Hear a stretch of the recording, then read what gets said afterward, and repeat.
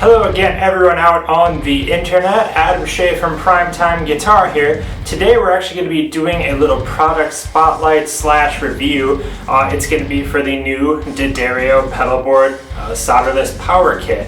I recently got one and I put it all together today, so I'll give you kind of a rundown of how it works, what it all comes with, and show you how I used it. But let's hop right into it. Alright, so as you may or may not have guessed, this is my pedalboard, freshly completed using the new D'Addario DIY solderless cable kit. I am not going for the complete, I'll say, most interesting guitar tone in the world with all of these on. It's just showing you that I do have everything all hooked up and ready to go.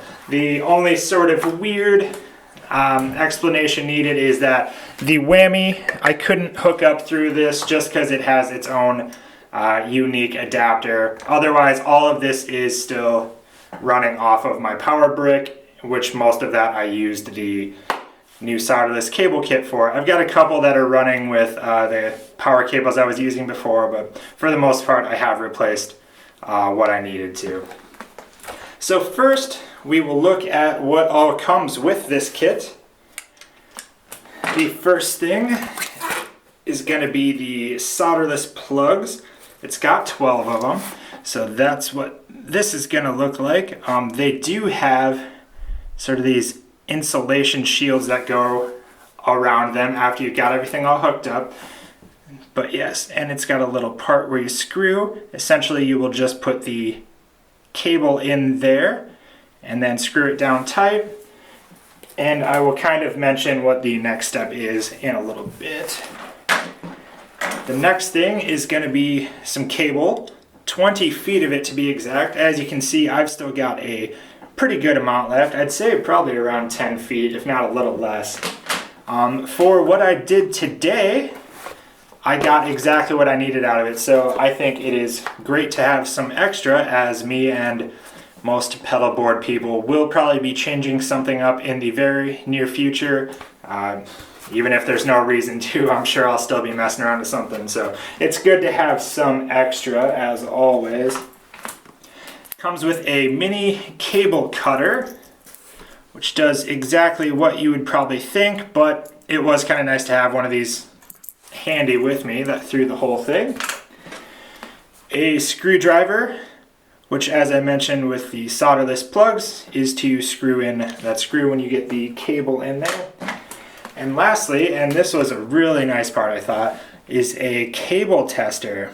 So once you do get those all hooked up, or I should say one cable with the two ends on it, you can slip it right in here and it'll tell you exactly what's wrong.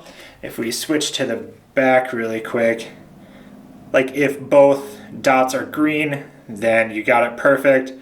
As you can see, open tip, open sleeve. So it basically diagnoses your problem with it. The process itself was actually really easy. I think I only had one time where I didn't have the two green dots. And that was just from simply make sure you cut the cable straight and then apply the solderless plug, tighten it down, and yeah, just test it. And I mean, if it doesn't go right away, you just kind of unscrew it, make sure everything's touching, and yeah, that was really not difficult at all. So that is basically the rundown of what all comes with it. I'll do a quick little demo of exactly how the whole thing works. I will spare a little bit of my beloved cable. I've got a little bit right here.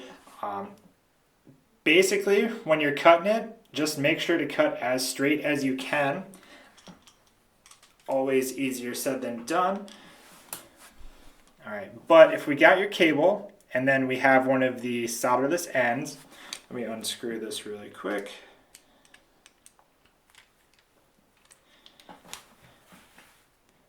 Basically, you just stick it right in, and it'll go down on the way. You can sort of feel it, I don't know, clip or click to some degree. So once you get it all the way down, screw that back in, just tighten it up. The next part, you will do the Exact same thing with the other side. Wait for that sort of little click thingy I was talking about. Screw it back down.